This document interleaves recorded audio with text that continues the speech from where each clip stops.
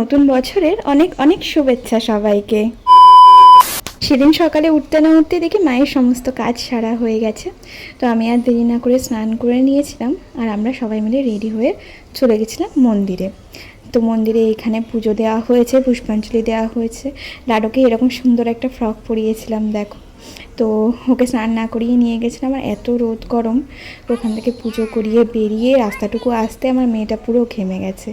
বাড়ি এসে আমি এখানে গোপাল আর রাধারণের জন্য দুটো রসমালাই নিয়ে এসেছিলাম, তাদেরকে দিলাম।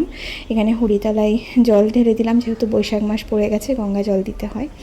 আর বাড়ি এসে দেখি বরমশাই নিয়ে এসছে মাটন, আমাকে না জানিয়ে। আজকে হাফ ডেতেও অফিস গেছিলো, তাই রান্নাটা ওই করেছিল। যাই হোক, সন্ধেবেলায় অফিস থেকে আসার পর আমরা দুজনে এখানে রেডি হয়ে গেছি। সন্ধে নয় কিন্তু, প্রায় রাত্রি 9:30টার দিকে এরকম ডিনার করে আমরা গেছিলাম একটা মুভি দেখতে। কী বলো তো, ধুরন্ধর পার্ট 2। মুভিটা জাস্ট দুর্দান্ত করেছে। What a level of acting, মানে কি কন্টেন্ট, কি স্টোরি, ভীষণ ভালো লেগেছে আমার মুভিটা।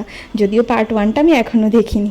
আর রাত্রিবেলায় এসে বরের বালিশের তলায় আমি একটা গোলাপ আর একটা চকলেট রেখেছিলাম, কারণ আগামীকাল তোর বার্থডে। ব্লগ কিন্তু তাড়াতাড়ি আসছে।